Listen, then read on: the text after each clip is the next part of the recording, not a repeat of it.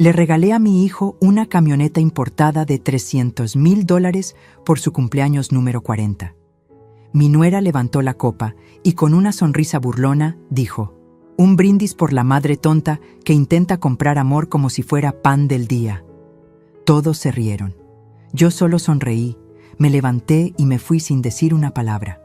Pero lo que hice después de esa noche, ella no lo va a olvidar jamás. Si me hubieras visto hace 6 meses, parada en medio de aquel salón con 200 personas mirándome, habrías pensado que era la mujer más patética del mundo. Y tal vez tenías razón. Ahí estaba yo, Carmen Elena Mendoza, 67 años, con mi vestido azul marino que había comprado especialmente para esa noche, sosteniendo las llaves de una Mercedes-Benz G-Wagon negra de 5 millones de pesos, mientras mi nuera levantaba su copa de champán francés. ¡Un brindis!, gritó Valentina con esa voz que perfeccionó en sus clases de actuación frustradas. Por la madre tonta que intenta comprar amor como si fuera pan del día. El salón emperador del Hotel Marquis estalló en risas. Risas nerviosas de algunos, carcajadas crueles de otros. Mi hijo Rodrigo bajó la mirada, apretó los puños, pero no dijo nada. Nunca decía nada cuando ella hablaba. ¿Sabes qué se siente cuando 200 pares de ojos te atraviesan con lástima? Es como si te arrancaran la piel lentamente. El mariachi que había contratado dejó de tocar. Las flores holandesas que decoraban las mesas parecían marchitarse con mi humillación. Incluso el moño rojo gigante que había puesto sobre la camioneta parecía burlarse de mí. Pero yo solo sonreí. Una sonrisa pequeña, casi imperceptible. Me quité los tacones que me había puesto para verme más alta. Los dejé ahí mismo sobre el escenario de mármol italiano y caminé descalza hacia la salida mientras el vestido azul marino barría el piso. No dije una palabra, ni una sola. Valentina siguió riendo, brindando, celebrando su victoria. Mi hijo seguía mirando el piso.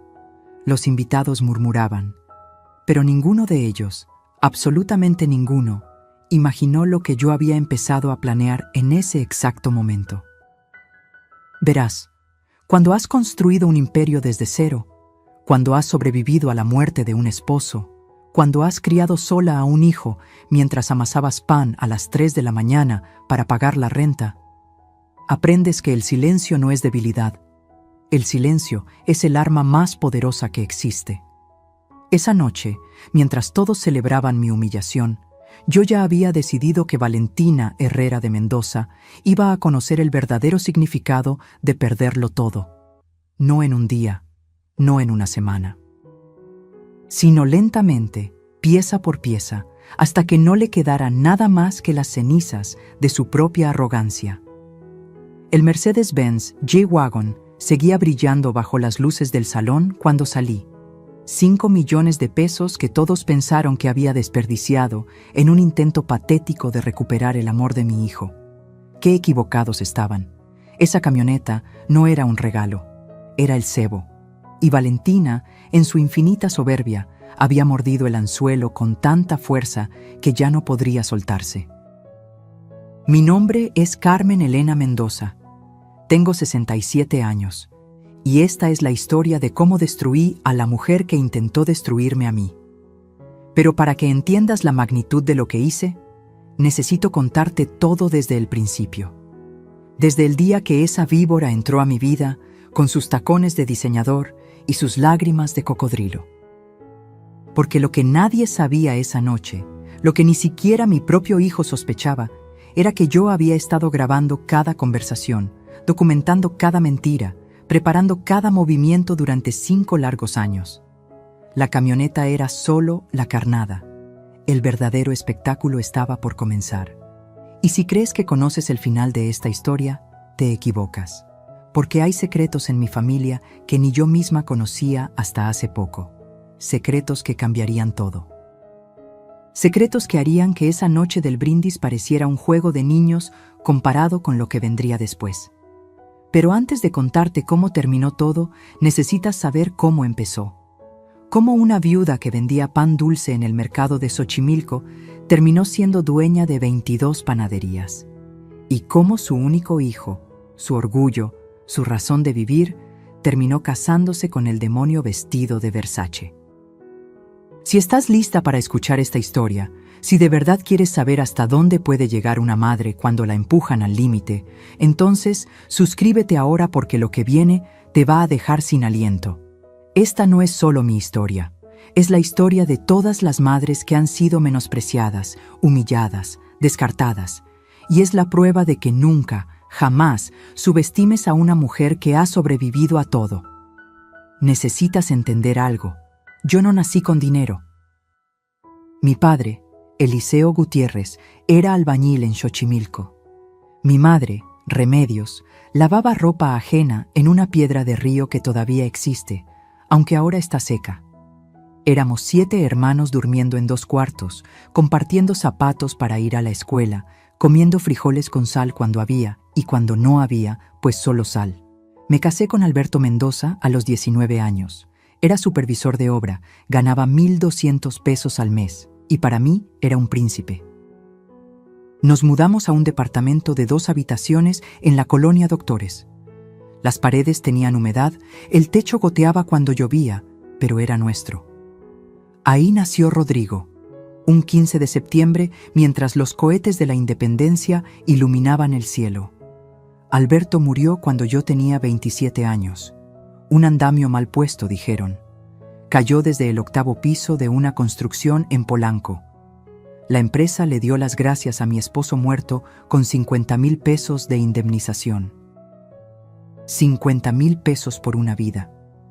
Ni siquiera alcanzaba para el funeral. Esa noche, con mi bebé de 8 años durmiendo en la cama que todavía olía a su padre, tomé la decisión que cambiaría todo. Mi abuela Esperanza me había enseñado a hacer pan cuando era niña. Era lo único que sabía hacer bien, además de llorar. Y llorar no pagaba la renta. Empecé vendiendo conchas y orejas en una canasta afuera del metro Pino Suárez. Me levantaba a las 2 de la mañana, amasaba hasta las 5, horneaba en el horno de la vecina que me cobraba 100 pesos por usarlo, y a las 7 ya estaba parada en mi esquina. Rodrigo iba conmigo antes de la escuela, me ayudaba a gritar: «¡Pan dulce! ¡Lleve su pan dulce calientito!». ¿Sabes cuántas veces la policía me corrió? ¿Cuántas veces tuve que sobornarlos con mi ganancia del día para que no me quitaran mi canasta? Pero seguí, siempre seguí. Un día, don Aurelio Sánchez, dueño de 3 cafeterías en el centro, probó mis cuernitos de queso. Me ofreció surtirle 200 piezas diarias. Era el milagro que había estado esperando. Con ese dinero, pude rentar un local pequeñito en la calle Regina. 4 metros cuadrados con un horno usado que compramos a plazos. Panadería La Esperanza. Así le puse, como mi abuela.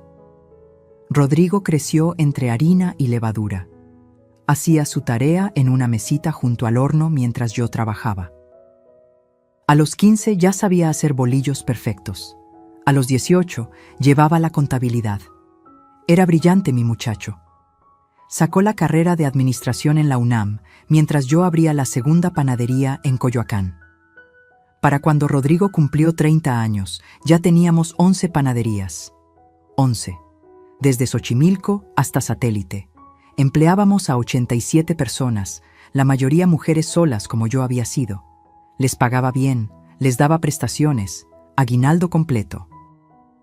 Algunas lloraban cuando les entregaba su primer seguro médico. Yo entendía esas lágrimas. Fue entonces cuando apareció Valentina. Era septiembre del 2019.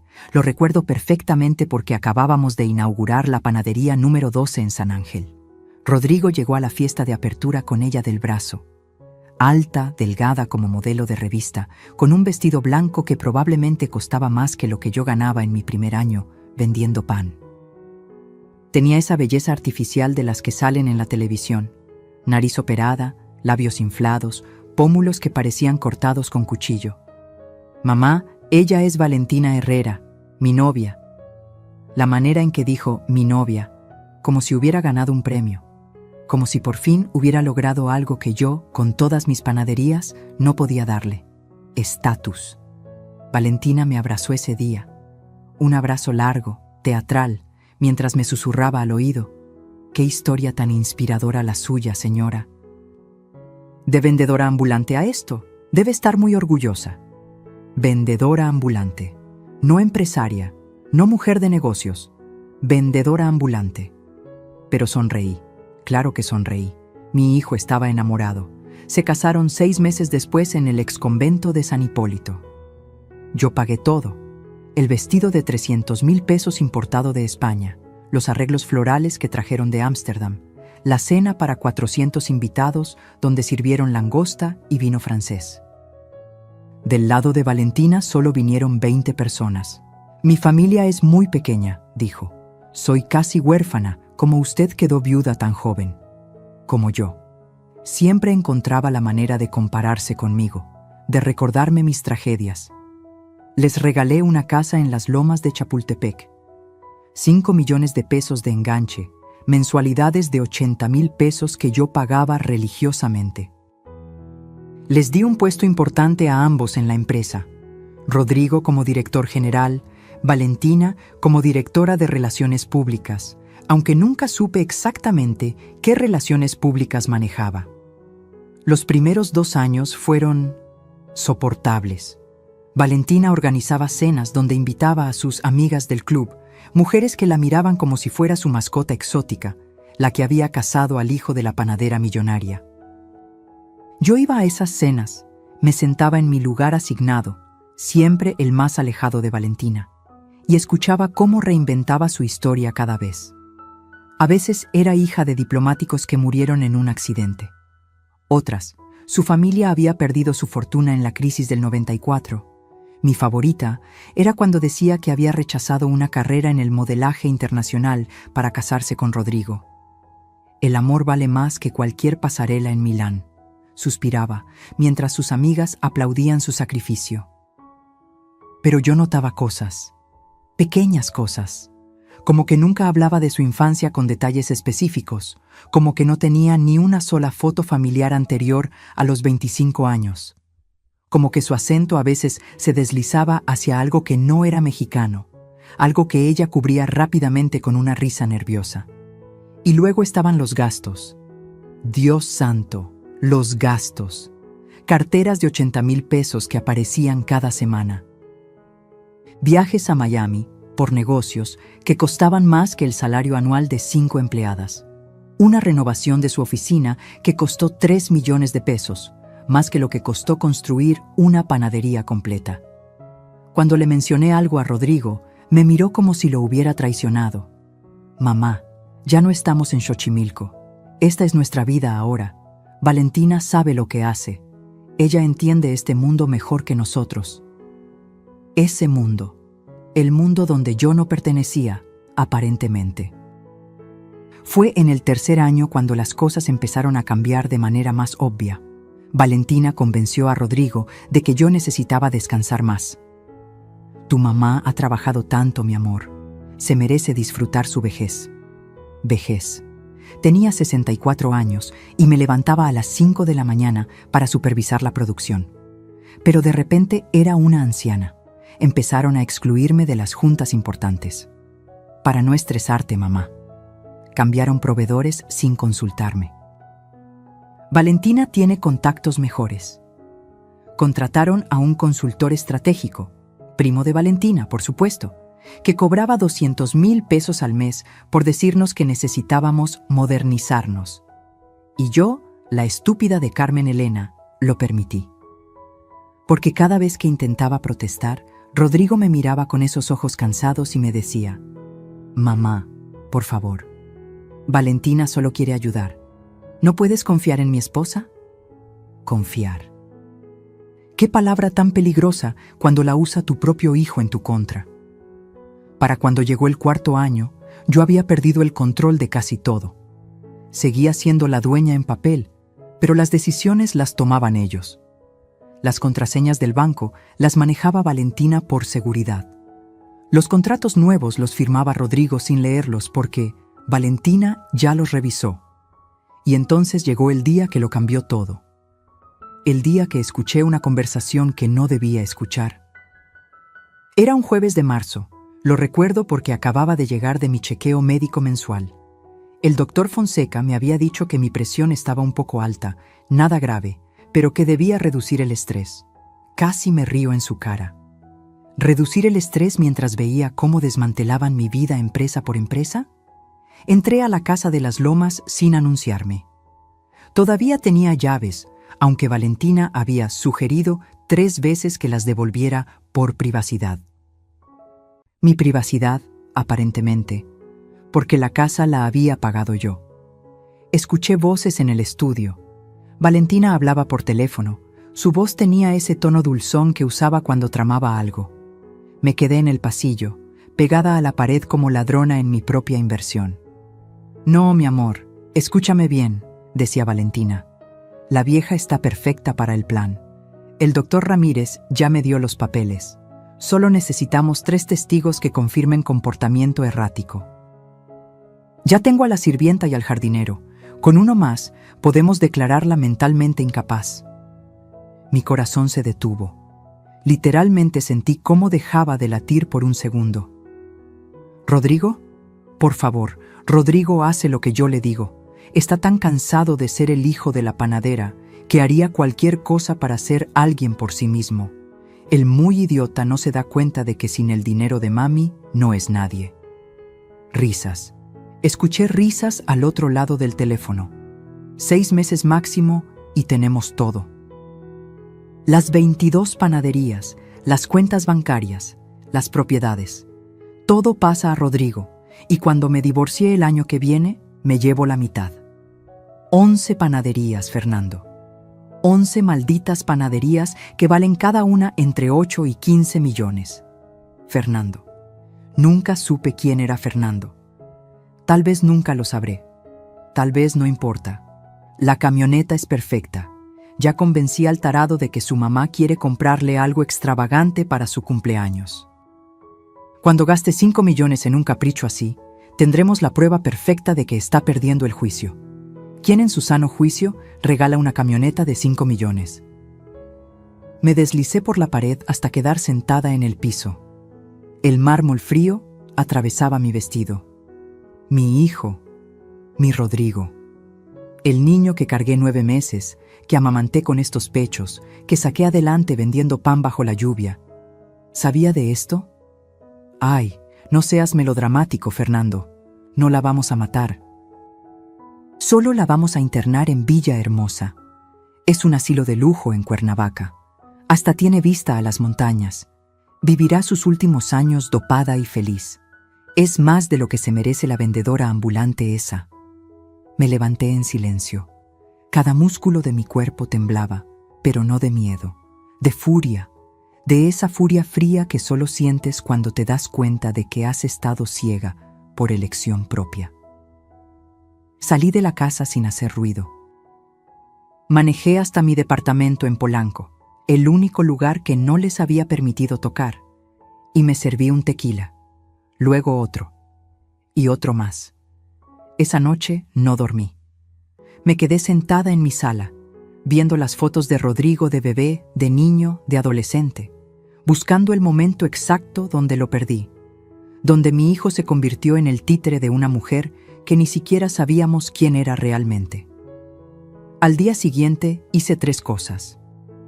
Primero, visité a mi notario de confianza, el licenciado Héctor Mendoza, sin parentesco, solo coincidencia. Le pedí copias de todos mis documentos legales, escrituras, actas constitutivas, todo. ¿Algún problema, señora Carmen?, me preguntó. Prevención, licenciado, solo prevención. Segundo, contraté a un investigador privado, Dagoberto Ruiz, ex-militar, especialista en fraudes corporativos. Le di un sobre con 200,000 pesos en efectivo y una sola instrucción. Quiero saber todo sobre Valentina Herrera. Todo. Tercero, y esto fue lo más difícil, empecé a actuar. Si querían a una viejita senil, les daría exactamente eso. Empecé despacio. Olvidaba nombres de empleados que conocía desde hacía años. Me confundía con fechas importantes. Una vez llegué a una junta de consejo en pantuflas, fingiendo que había olvidado cambiarme los zapatos. Vi la mirada de satisfacción en los ojos de Valentina. Vi cómo le apretaba la mano a Rodrigo como diciendo, ¿ves? Te lo dije. Mientras tanto, Dagoberto hacía su trabajo. La primera información llegó a las 2 semanas. Valentina Herrera no existía antes del 2015. No había registros escolares, no había acta de nacimiento en el registro civil, no había historial crediticio. Era como si hubiera aparecido de la nada a los 25 años. La segunda información fue más interesante. Había una tal Valentina Herrera, pero había muerto en 2014 en un accidente de autobús en Chiapas. Misma fecha de nacimiento, mismo lugar de origen que decía mi nuera. Alguien había robado la identidad de una muerta. La tercera información fue la bomba. Su verdadero nombre era Alma Patricia Domínguez, nacida en Caracas, Venezuela. Llegó a México en 2014 huyendo de cargos por fraude. Había estafado a 3 familias en Caracas, haciéndose pasar por heredera de una fortuna petrolera. Pero lo mejor, lo absolutamente delicioso, fue lo que Dagoberto descubrió en la 4ª semana. Alma Patricia Domínguez estaba casada. Legalmente casada desde 2013 con un tal Jorge Luis Mendoza, otra vez sin parentesco, en Maracaibo, Venezuela. Nunca se divorció, lo que significaba que su matrimonio con mi hijo era completamente ilegal. Tenía todo lo que necesitaba para destruirla, pero no iba a hacerlo rápido. No. Ella había planeado mi destrucción lenta, meticulosa. Yo haría exactamente lo mismo. Seguía actuando mi papel, cada día un poco más confundida, un poco más frágil. Valentina estaba tan segura de su victoria que bajó la guardia. Empezó a ser más obvia con sus desprecios, más cruel con sus comentarios. Una vez, en una cena familiar, me sirvió la comida en un plato de plástico, mientras todos los demás usaban la vajilla de porcelana. Es que a veces se te caen las cosas, suegrita. No queremos accidentes. Rodrigo no dijo nada. Solo miró su plato y siguió comiendo. Otra vez me encontró viendo álbumes de fotos viejas y me las arrebató. Ay, señora Carmen, vivir en el pasado no es sano. Hay que mirar hacia adelante. Luego las tiró a la basura frente a mí. Eran las únicas fotos que tenía de Alberto. Las rescaté de la basura esa noche, llorando de rabia, no de tristeza. Y entonces llegó la conversación sobre la camioneta. Mamá, me dijo Rodrigo un día, con Valentina colgada de su brazo como garrapata. Mi cumpleaños número 40 se acerca. Sé que siempre has querido darme algo especial. Claro, mijo. ¿Qué quieres? Valentina se adelantó. Hemos visto una Mercedes-Benz G-Wagon preciosa. Sería el regalo perfecto de una madre amorosa. ¿Cuánto cuesta? 5 millones de pesos, dijo Valentina con esa sonrisa de víbora. Pero usted puede pagarla, ¿verdad, suegra? Después de todo, es su único hijo. La miré directamente a los ojos. Por primera vez en meses, dejé caer la máscara de viejita senil y la miré como lo que era, mi presa. Claro que sí, Valentina. Le daré a mi hijo exactamente lo que se merece. Ella interpretó mi mirada como derrota. Qué equivocada estaba. Compré la camioneta, pero también hice otras compras. Instalé cámaras en cada panadería, en mi departamento, hasta en mi bolsa. Contraté a 2 notarios adicionales para que prepararan documentos que Valentina jamás vería venir. Abrí cuentas bancarias en 3 bancos diferentes, donde moví cantidades que ella no sabía que existían. Y lo más importante, empecé a grabar. Todo. Cada conversación, cada humillación, cada mentira. El día del cumpleaños de Rodrigo se acercaba. Valentina organizó la fiesta más ostentosa que puedas imaginar. Invitó a toda la sociedad que ella quería impresionar. Gastó 2 millones de pesos solo en la organización. Va a ser la noche de nuestra vida, me dijo el día anterior. La noche en que todos verán quién manda realmente en esta familia. Tenía razón. Sería exactamente eso. Pero ella no sabía que yo tenía un as bajo la manga. un as que había estado guardando, alimentando, preparando durante meses. La noche del cumpleaños llegó, y con ella el principio del fin de Valentina Herrera. O debería decir, Alma Patricia Domínguez de Mendoza. Los primeros 5 años del matrimonio de Rodrigo fueron una obra maestra de manipulación. Valentina no llegó destruyendo, llegó construyendo una imagen, una narrativa, una prisión invisible alrededor de mi hijo. Empezó con detalles pequeños, casi imperceptibles. Me llamaba 3 veces al día. Suegrita, ¿ya desayunó? Le mandé su pan favorito con el chofer. Señora Carmen, Rodrigo está preocupado porque no ha tomado sus vitaminas. Mami Carmen, sí, empezó a decirme mami. Encontré un médico maravilloso para sus rodillas. Cada llamada era una actuación.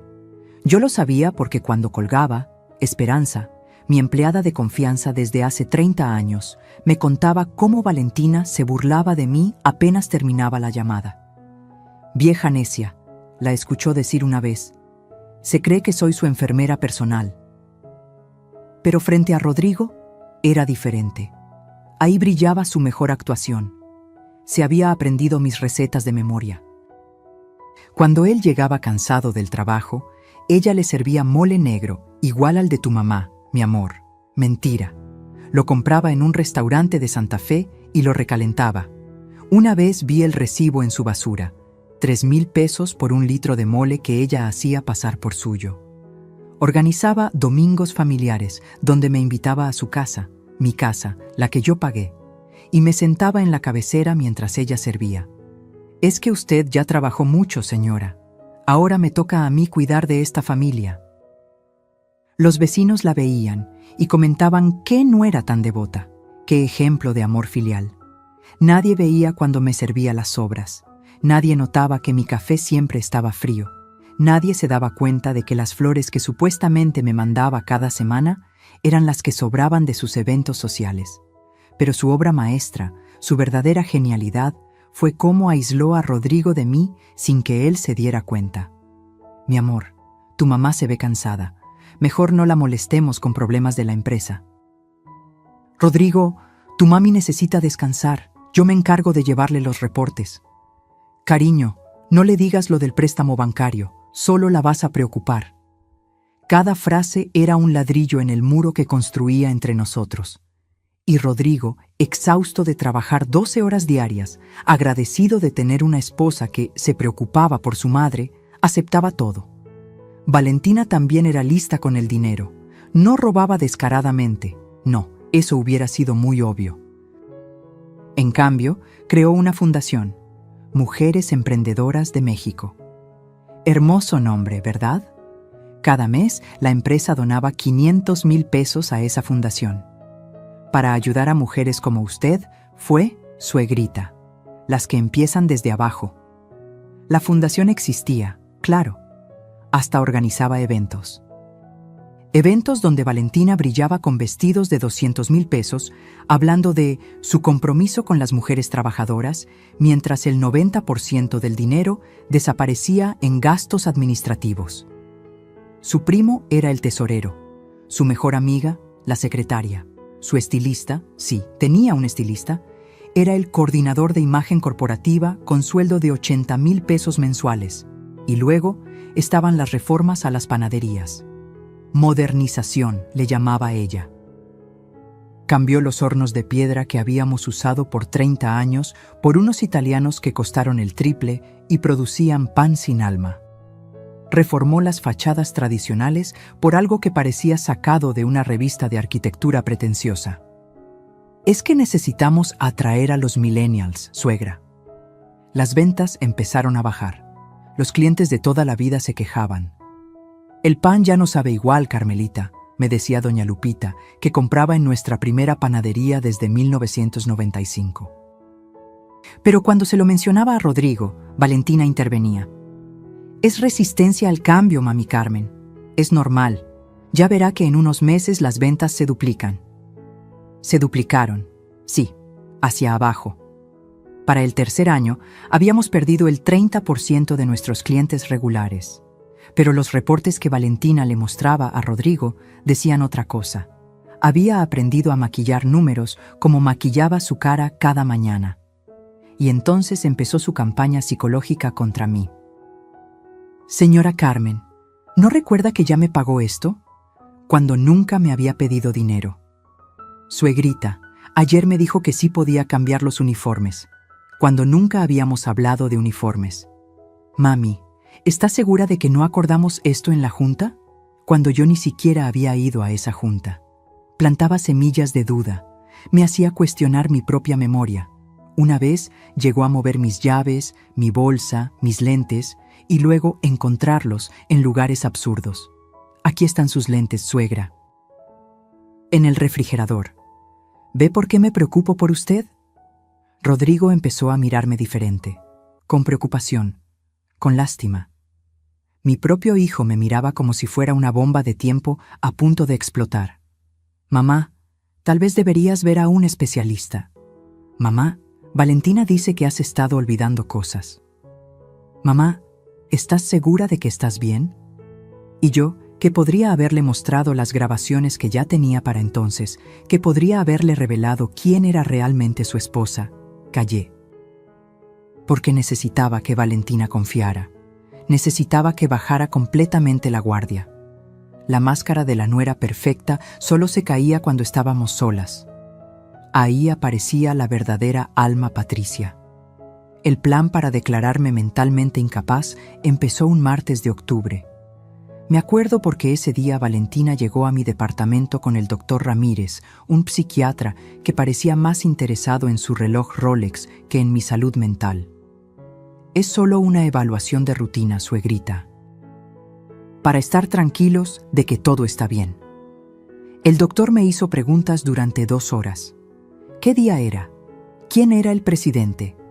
¿Cuánto era 17 más 38? Respondí todo perfectamente, pero noté cómo Valentina le hacía señas cuando yo no miraba directamente. La señora presenta signos iniciales de demencia senil, dictaminó el muy desgraciado mientras guardaba su grabadora. Recomiendo supervisión constante y evaluación de su capacidad para manejar decisiones financieras. Le pagaron 300,000 pesos por ese diagnóstico falso. Lo sé porque hackeé el correo de Valentina. Bueno, no yo. El hijo de Esperanza, que estudió sistemas, lo hizo por 50,000 pesos y la promesa de que su madre tendría trabajo de por vida. Después del doctor vinieron los incidentes manufacturados. Valentina empezó a organizar comidas donde me ponía en situaciones imposibles.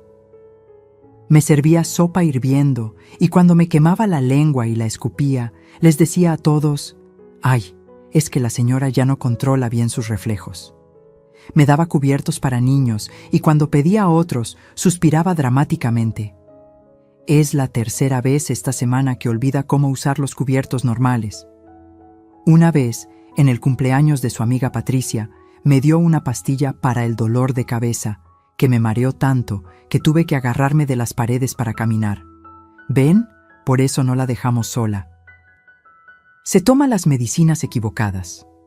Pero el golpe maestro fue cuando falsificó mi firma en un cheque de 800,000 pesos para su fundación fantasma. Cuando reclamé en el banco, ella ya había preparado el terreno. Le había dicho al gerente, con lágrimas de cocodrilo, que su suegra estaba perdiendo la memoria y firmando cosas sin recordarlas. «Señora Mendoza», me dijo el gerente con esa condescendencia que usan con los viejos, «tal vez debería considerar dar poderes a su hijo para manejar sus finanzas». Rodrigo estaba ahí, viéndome con una mezcla de vergüenza y preocupación. «Mamá, no pasa nada, fue un error, pero creo que el señor tiene razón. Valentina y yo podemos ayudarte con esto. ¿Sabes qué se siente cuando tu propio hijo, tu sangre, tu todo, te mira como si fueras un problema a resolver?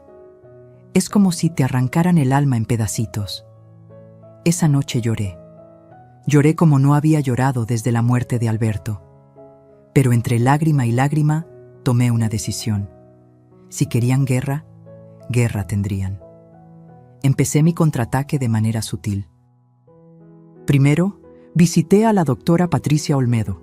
neuróloga con 30 años de experiencia y, más importante, enemiga profesional del doctor Ramírez desde que él le robó una investigación en la universidad.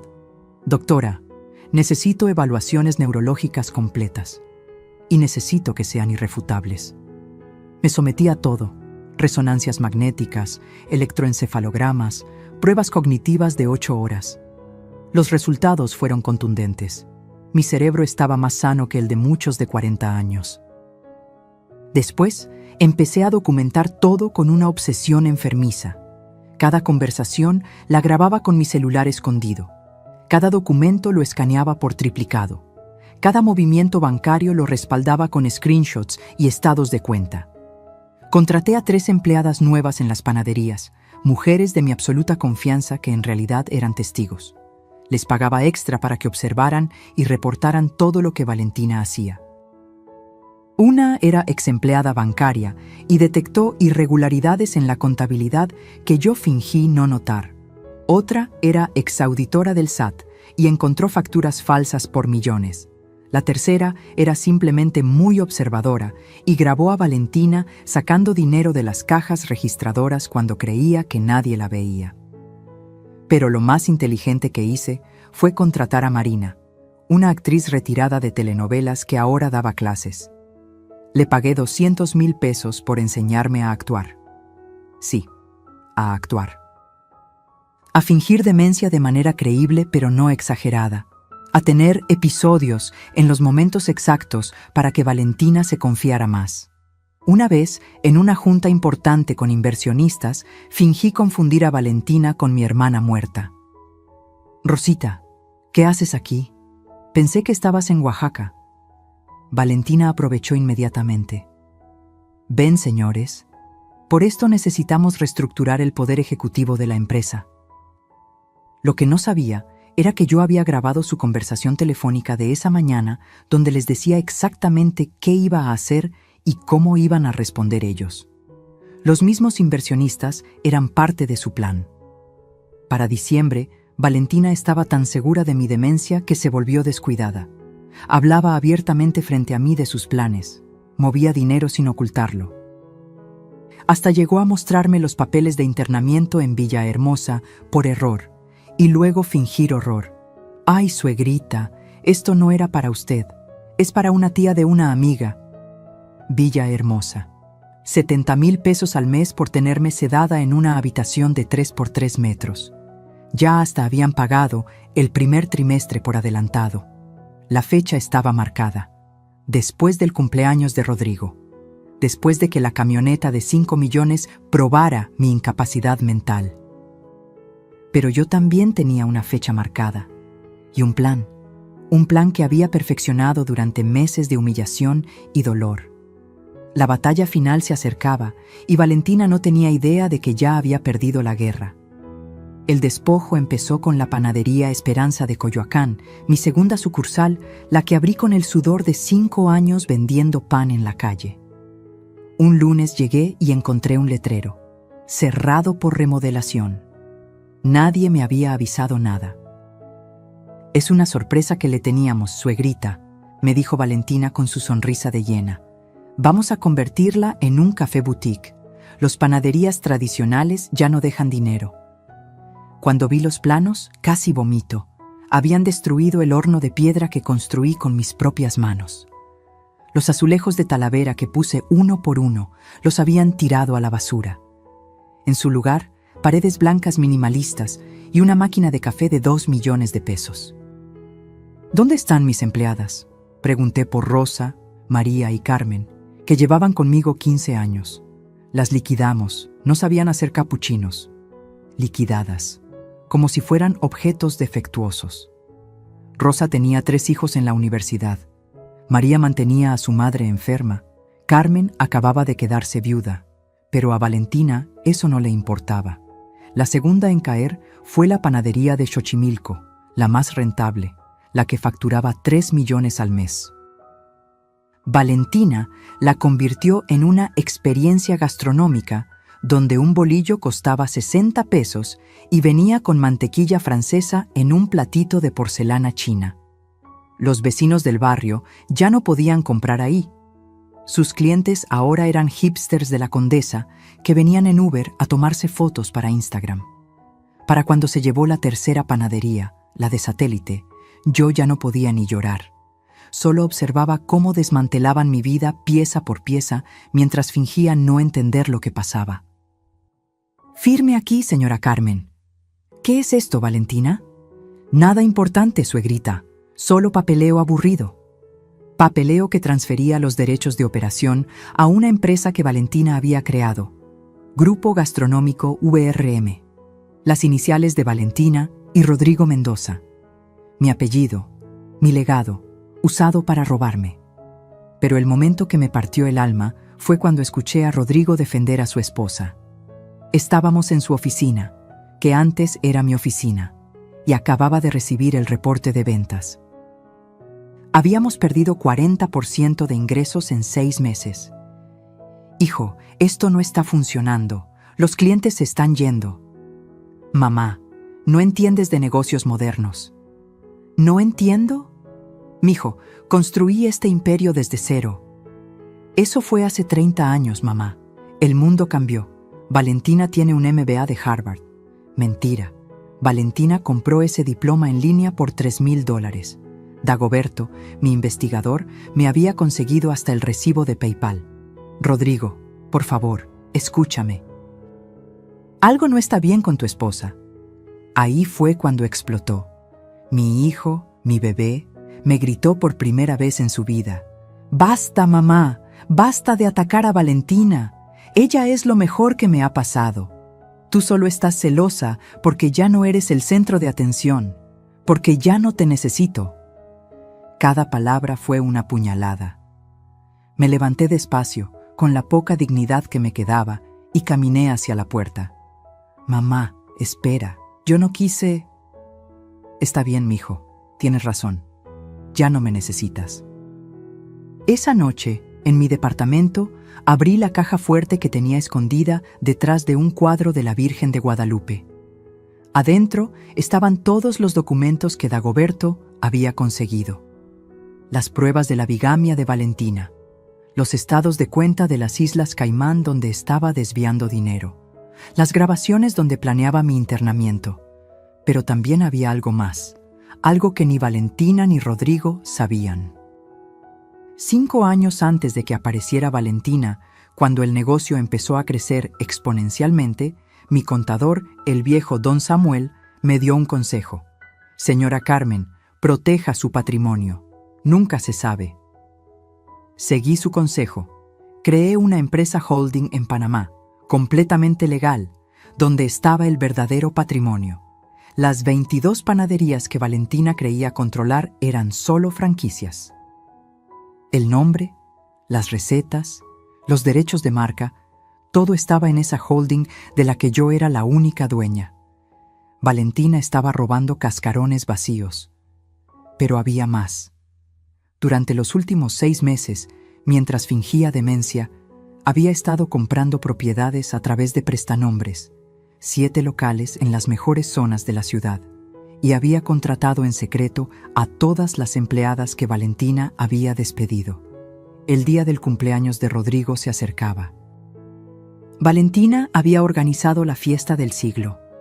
Había invitado a 300 personas, gastado 2 millones en decoración, contratado a los Tigres del Norte para que tocaran en vivo. «Va a ser épico, suegrita», me dijo mientras revisaba la lista de invitados. «Todos van a ver el regalo increíble que usted le da a su hijo, 5 millones de pesos en una camioneta. ¡Qué generosidad la suya!». La miré a los ojos. Por un segundo, solo un segundo, dejé que viera la verdad. Dejé que viera que sabía todo, pero antes de que pudiera procesar lo que había visto, volví a mi actuación de viejita confundida. «Sí, mijita, le voy a dar exactamente lo que se merece». Valentina rió, una risa que pronto se le iba a congelar en la garganta. Porque yo había invitado a unas personas extra a la fiesta. Personas que Valentina no esperaba. Personas que cambiarían todo. La bomba estaba a punto de explotar. Comprar esa Mercedes-Benz G-Wagon fue el momento más doloroso y liberador de mi vida.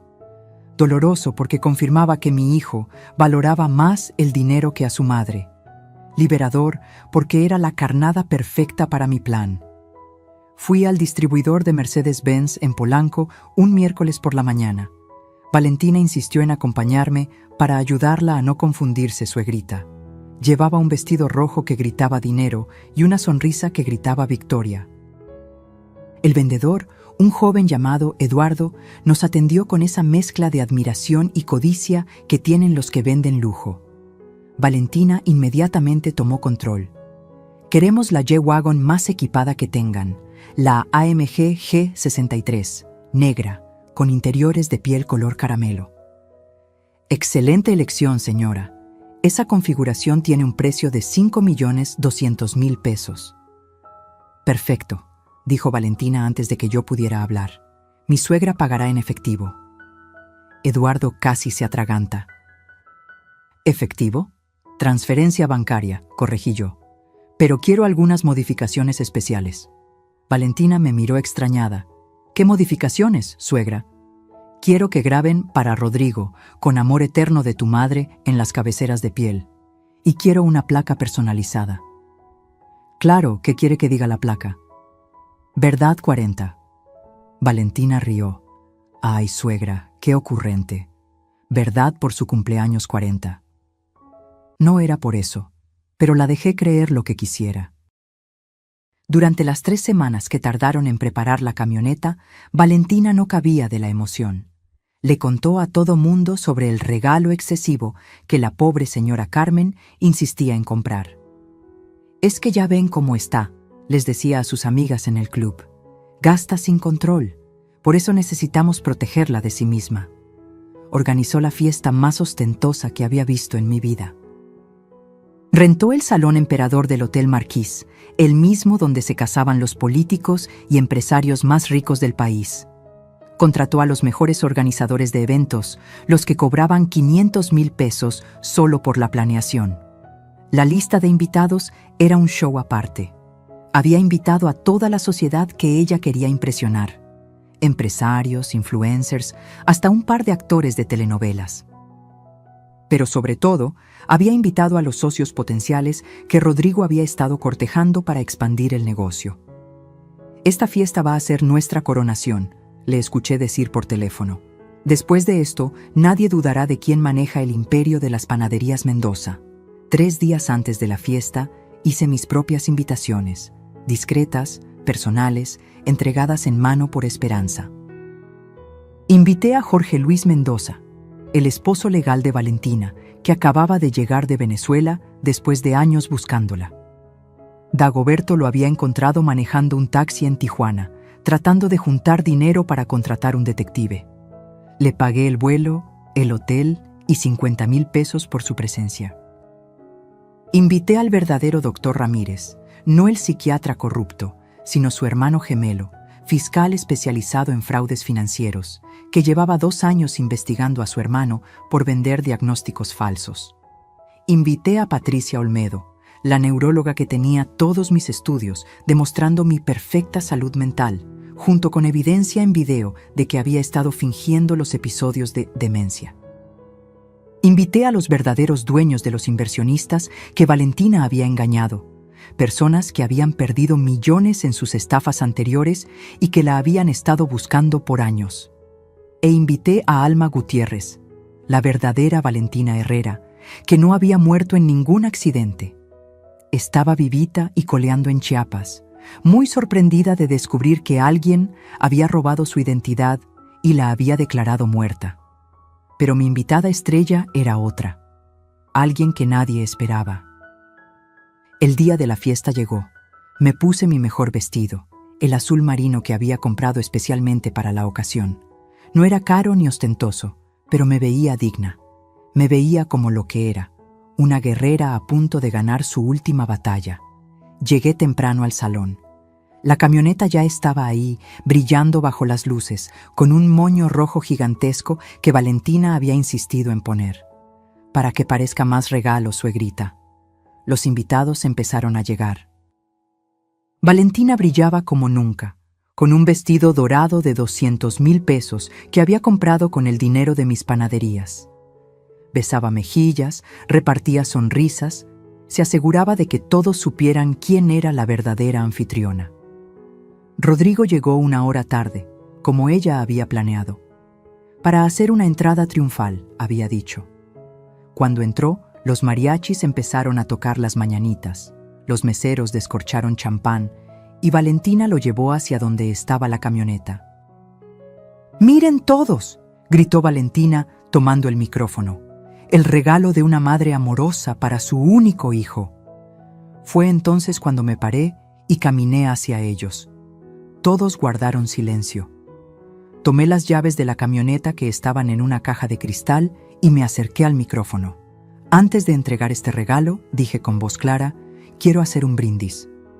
Valentina me pasó una copa con una sonrisa condescendiente. «Claro, suegrita, diga unas palabras». Levanté la copa y miré directamente a los ojos de mi hijo. «Brindo por la verdad, porque la verdad, aunque duela, siempre sale a la luz». Fue entonces cuando aparecieron mis invitados especiales. Mientras Valentina tramaba mi destrucción, yo no estaba sola. Tenía aliadas que ella nunca vio venir, mujeres que habían estado observando en silencio, esperando el momento exacto para actuar. La primera era Esperanza, mi empleada de confianza. Pero Esperanza era mucho más que una empleada. Era mi hermana del alma, la que me ayudó a criar a Rodrigo cuando yo trabajaba 18 horas al día. Su hijo, Miguel, el que ahora es ingeniero en sistemas, creció junto a Rodrigo. Fueron como hermanos hasta que Valentina llegó y convenció a mi hijo de que no era apropiado juntarse con la servidumbre. Esperanza había estado grabando todo. Cada humillación, cada robo, cada mentira. Tenía un celular viejo que escondía en su delantal y había documentado 3 años de abusos. Videos de Valentina sacando dinero de las cajas. Audio de ella burlándose de mí con sus amigas. Fotos de documentos que firmaba falsificando mi letra. «Señora Carmen», me dijo una noche llorando. «Me parte el alma ver cómo la trata. Y Rodriguito, ay, Rodriguito se perdió». La segunda aliada fue una sorpresa hasta para mí. Cristina Durán, la mejor amiga de Valentina. Sí, la misma que reía en todas las humillaciones, la que aplaudía sus crueldades. Resulta que Cristina también había sido víctima de Valentina. Me buscó una tarde en mi departamento, temblando como hoja. «Señora Carmen, necesito hablar con usted. Valentina me robó 3 millones de pesos». La historia era predecible. Valentina la había convencido de invertir en un negocio de importación de bolsas de diseñador. El negocio no existía. El dinero desapareció. Y cuando Cristina la confrontó, Valentina la amenazó con destruir su matrimonio, revelando una infidelidad inventada. «Tengo todos los mensajes, las transferencias, los contratos falsos», me dijo Cristina entregándome una USB. «Pero hay más. Valentina tiene una cuenta secreta donde guarda todo lo que roba. La contraseña es el cumpleaños de su primer esposo. Su primer esposo, Jorge Luis, el que estaba legalmente casado con ella. La tercera aliada fue la más inesperada, mi notaria, la licenciada Rebeca Montemayor. Una mujer de 60 años, dura como el acero, que había visto demasiados casos de esposas manipuladoras destruyendo patrimonios familiares. «Carmen», me dijo en su oficina con vista a Reforma, «lo que está pasando es criminal y tengo una idea». Su idea era brillante. Mientras Valentina creía estar transfiriendo las panaderías a su nombre, en realidad estaba firmando documentos que no decían lo que ella pensaba. Rebeca había usado un truco legal antiquísimo. Las transferencias requerían una segunda firma de validación que nunca llegó. Todos los papeles que Valentina había falsificado eran legalmente inválidos.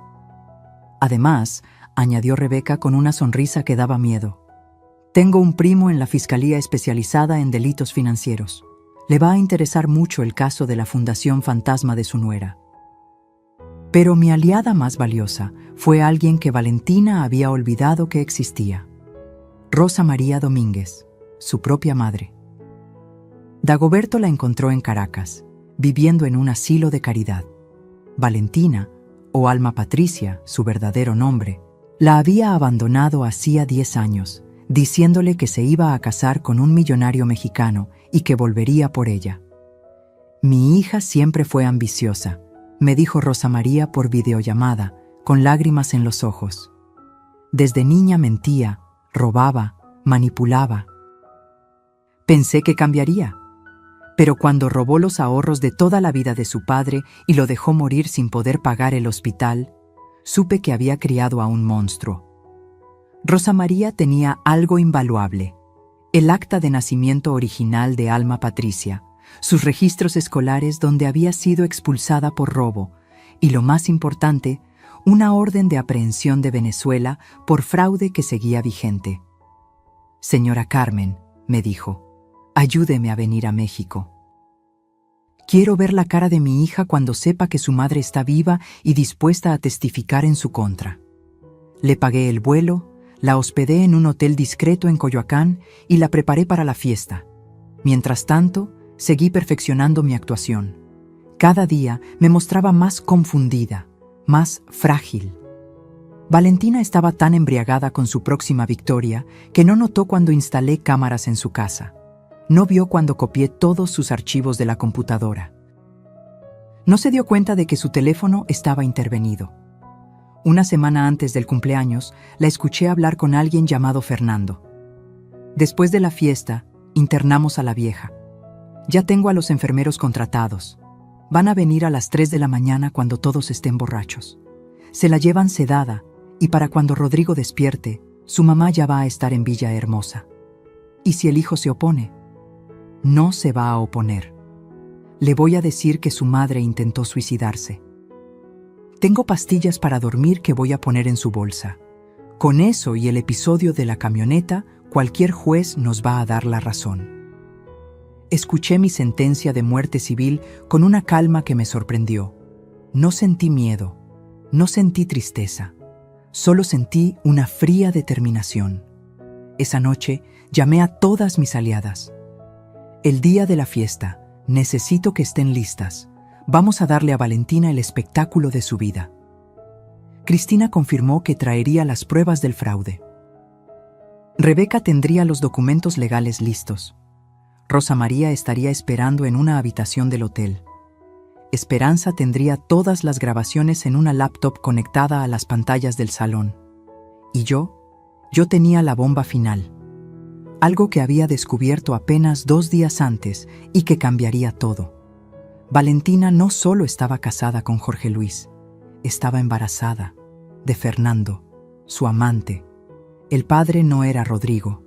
La guerra estaba por terminar y yo tenía todas las armas. 3 noches antes del cumpleaños de Rodrigo, manejé sola a Guadalajara. Le dije a todos que iba a visitar a una prima enferma. Mentira.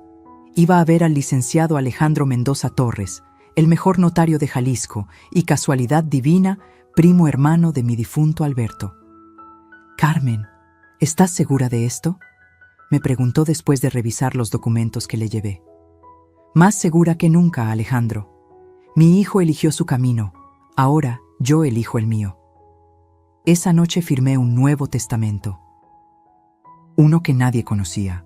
Uno que dejaría a Valentina y a Rodrigo exactamente con lo que merecían. Pero el testamento era solo parte del plan. Lo verdaderamente brillante era lo que había construido en secreto durante los últimos 5 años, mientras todos me creían una viejita indefensa. Verás, cuando empecé a sospechar de Valentina, abrí una empresa paralela, Panificadora Esperanza S.A. de C.B., registrada a nombre de un fideicomiso del cual yo era la única beneficiaria. Mientras Valentina robaba de las panaderías que conocía, yo estaba construyendo un imperio que ella jamás detectó. 7 panaderías nuevas en Guadalajara, Monterrey y Querétaro. Todas manejadas por las empleadas que Valentina había despedido por incompetentes. Rosa, María, Carmen, todas ellas ahora eran gerentes con participación en las utilidades. Facturaban 8 millones de pesos mensuales. Dinero que iba directo a cuentas que solo yo conocía. Pero eso no era todo. Durante mis visitas médicas a Houston, que Valentina creía eran para tratamientos de demencia, en realidad estaba cerrando tratos con inversionistas americanos. Había vendido la franquicia internacional de mis recetas por $15 millones. Sí, dólares. El dinero estaba en un fideicomiso en Texas, intocable para las leyes mexicanas, esperando mi señal. Señora Mendoza, me dijo Jim Patterson, el CEO de American Bakery Corporation, sus recetas son oro puro. Vamos a abrir 50 locales en California y Texas. Mientras firmaba ese contrato, Valentina estaba en México robándose migajas. De regreso en mi departamento de Polanco, saqué la caja fuerte escondida detrás del cuadro de la Virgen. Adentro, junto a todos los documentos que había recolectado, agregué el Nuevo Testamento. Pero también había algo más. Una carta para Rodrigo. Una carta que había reescrito 100 veces y que entregaría solo si las cosas salían como esperaba. «Mijo», empezaba la carta, «cuando leas esto, probablemente me odies, pero prefiero tu odio honesto que tu amor manipulado. El día antes de la fiesta, instalé las últimas piezas del rompecabezas. Primero, visité a mi banco y transferí 5 millones de pesos a una cuenta especial. No era para la camioneta, esa ya estaba pagada. Era para algo mucho mejor. Después, me reuní con los verdaderos empleados de Villahermosa, el asilo donde Valentina planeaba internarme. «Doctor Márquez», le dije al director, «mi nuera pagó 3 meses por adelantado para internarme contra mi voluntad. Aquí está el recibo». Le mostré la copia que había sacado del bolso de Valentina. «Esto es secuestro y ustedes serían cómplices». El hombre palideció. «Señora Mendoza, nosotros no sabíamos. Ella dijo que usted había firmado los papeles». «Mentira, pero le propongo un trato. Ustedes van a hacer exactamente lo que les voy a pedir, y yo no los denuncio. Es más, les pago el doble de lo que ella les dio». El plan era simple. Cuando los enfermeros vinieran por mí, se llevarían a alguien más. Alguien que había aceptado ayudarme por 100,000 pesos y la promesa de unas largas vacaciones. Esa noche, la última antes del cumpleaños, no pude dormir. Me senté en mi balcón viendo las luces de la ciudad, tomando un té de canela como me enseñó mi abuela Esperanza. A las 3 de la madrugada, mi teléfono sonó. Era un mensaje de voz de Valentina que había mandado por error, o tal vez queriendo torturarme. «Fernando, mi amor, después de mañana somos libres. La vieja se va al asilo, Rodrigo se queda con la culpa y las deudas, y nosotros nos vamos a Suiza con todo el dinero. El bebé va a nacer en Europa, lejos de este infierno. Te amo. El bebé, el hijo que mi hijo creía suyo». Tomé mi grabadora y guardé ese mensaje. Era la última pieza de evidencia que necesitaba. El día del cumpleaños amaneció soleado, sin una nube en el cielo. Era el 15 de marzo, curiosamente los idus de marzo, el día que asesinaron a Julio César. ¡Qué apropiado! Me bañé despacio, me peiné con cuidado, me puse el vestido azul marino. En el espejo vi a Carmen Elena Mendoza, no la víctima que Valentina había creado, sino la guerrera que siempre fui. Antes de salir, hice una última llamada.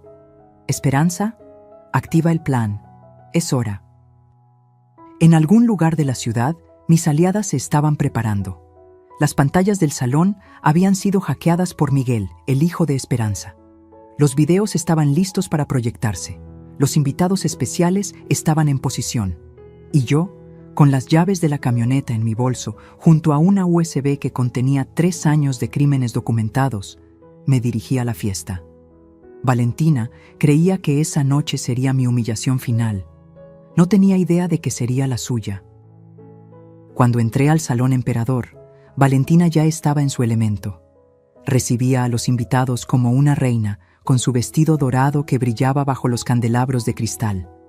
Rodrigo estaba a su lado, incómodo en su smoking, sonriendo esa sonrisa forzada que ponía cuando ella lo exhibía como trofeo.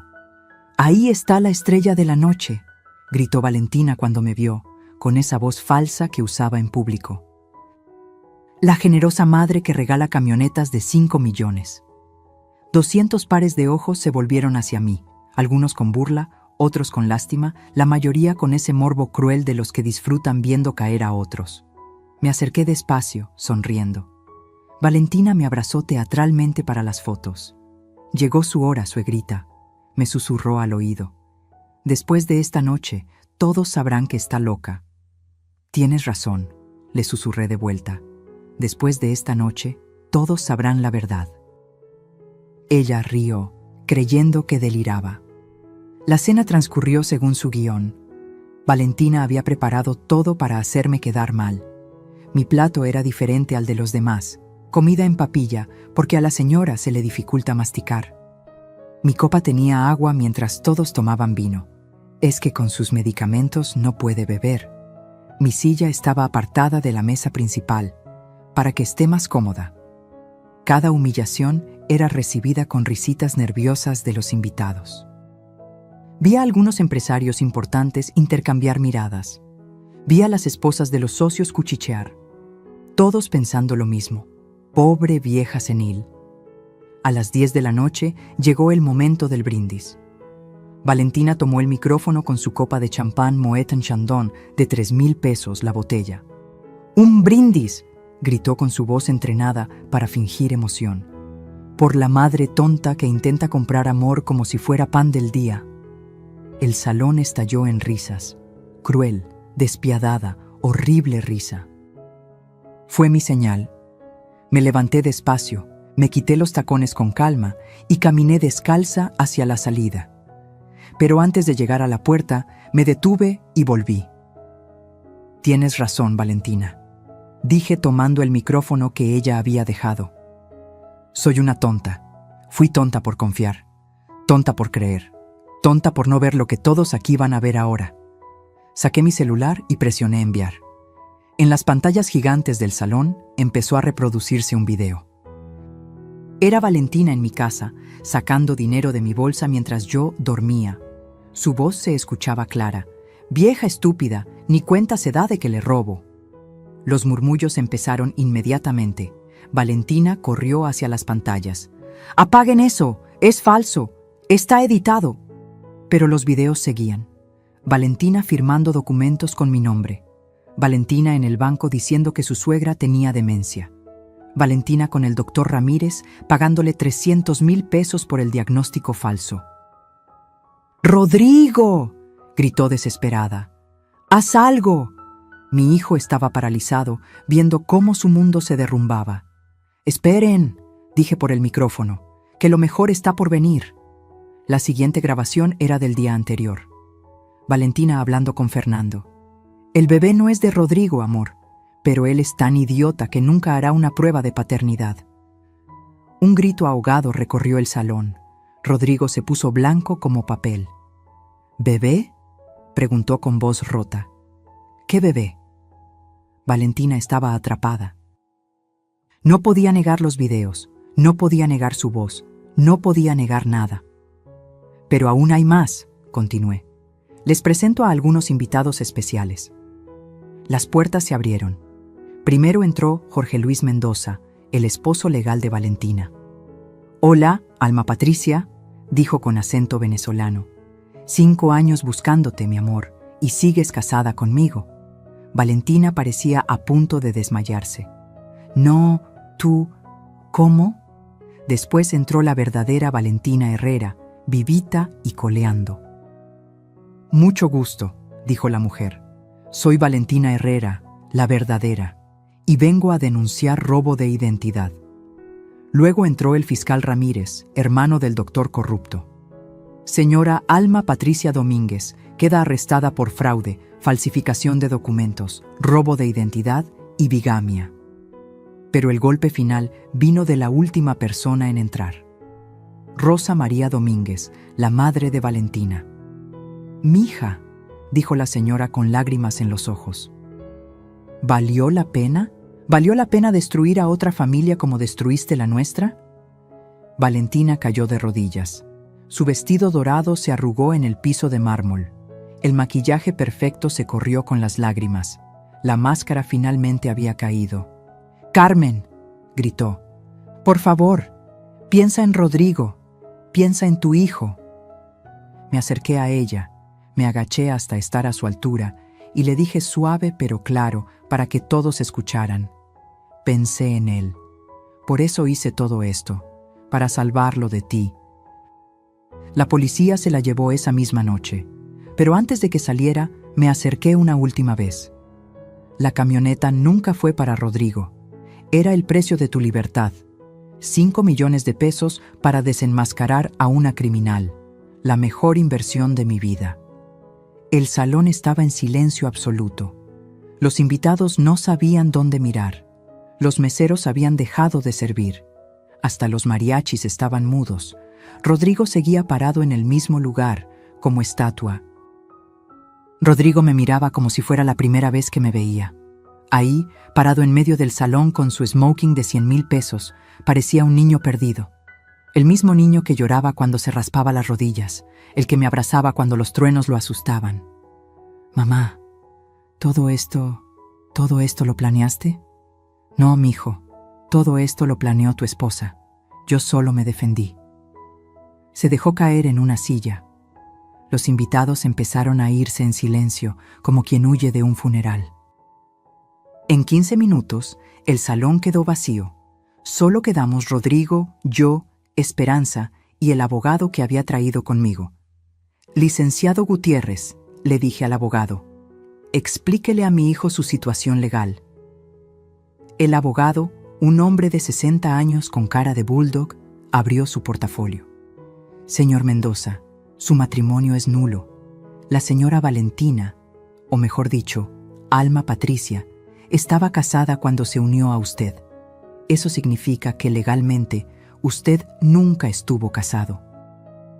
«¿Y las propiedades? ¿Las cuentas bancarias?» «Todo lo que está a nombre de ambos puede ser reclamado únicamente por usted. Ella no tiene derecho a nada». «¿Y el bebé?» Ahí me dolió el corazón. Ver a mi hijo preguntar por un bebé que no era suyo. «Rodrigo», le dije suave, «ella está embarazada de Fernando, su amante. Lo admitió en las grabaciones». Se quebró. Mi hijo, mi muchachito fuerte, lloró como no lo había visto llorar desde que murió su padre. Me acerqué para abrazarlo, pero me rechazó.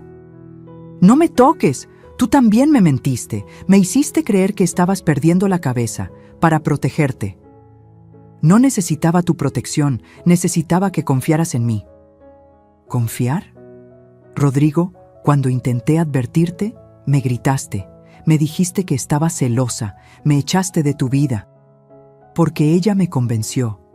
«Exacto, ella te convenció, tan fácilmente, tan rápido, ¿y querías que confiara en ti?». La verdad le pegó como cachetada. Se levantó tambaleante y caminó hacia la salida. «¿A dónde vas?». «A emborracharme hasta olvidar que existo».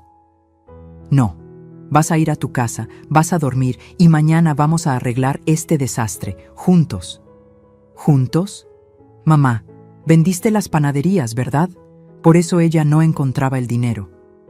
«No las vendí, las protegí, siguen siendo nuestras». «¿Nuestras?». «Siempre fueron nuestras, mijo, siempre». Esa noche lo llevé a su casa. La casa que había pagado yo, pero que por primera vez sentía suya. Mientras dormía su borrachera, revisé los papeles que Valentina había dejado. Descubrí más horrores.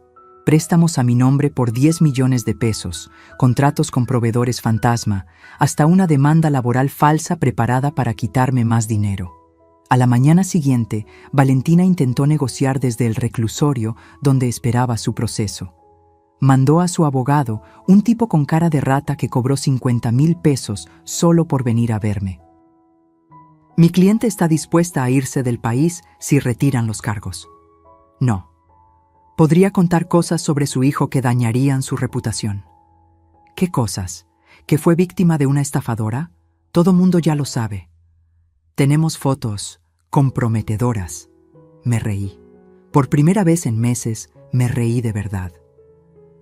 «¿Fotos editadas como las que usó para chantajear a Cristina Durán?». Ya las revisó un perito, todas falsas.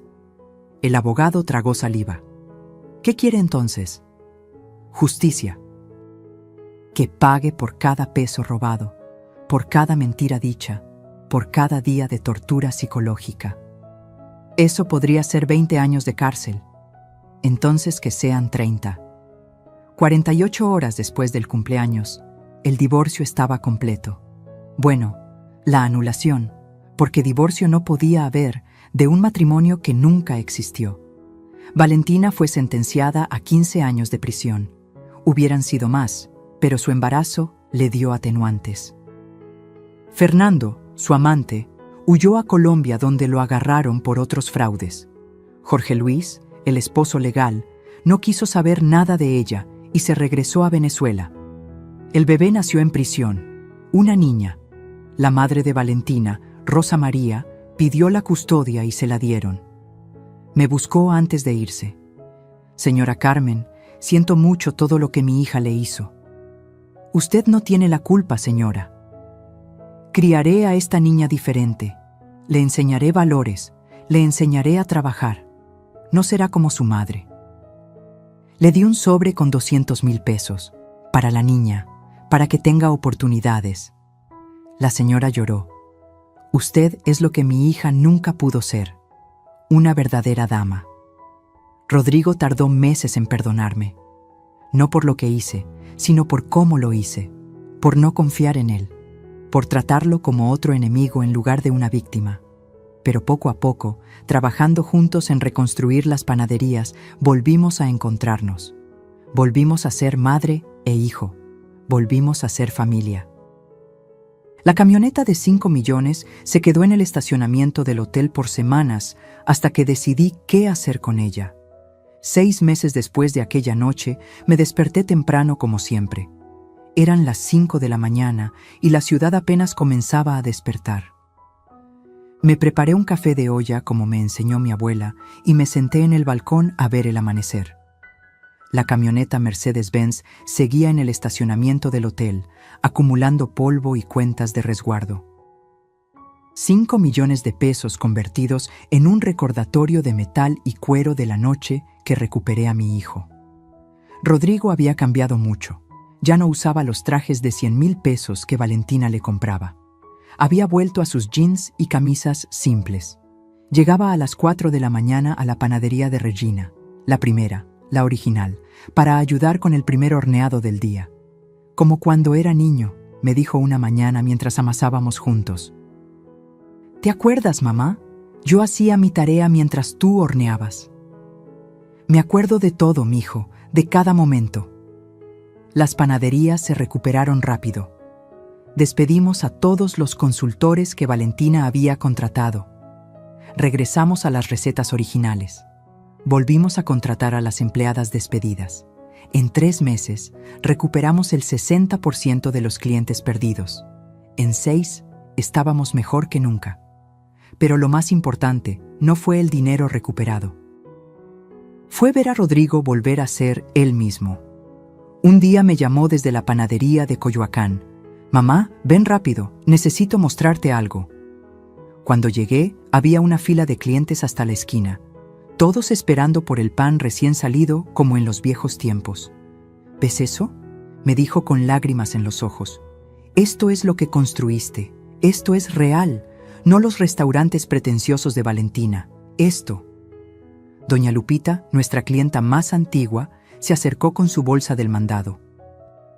«Carmelita, qué gusto que regresó el pan de verdad, el de antes, el que sabe a casa». Esa tarde, Rodrigo y yo nos sentamos en la oficina, la misma donde había descubierto las primeras mentiras de Valentina, y hablamos de verdad por primera vez en años. «Mamá, necesito pedirte perdón». «No, mijo. Déjame terminar. Te fallé. Te cambié por una mujer que me prometió convertirme en alguien importante. No me di cuenta de que ya era alguien.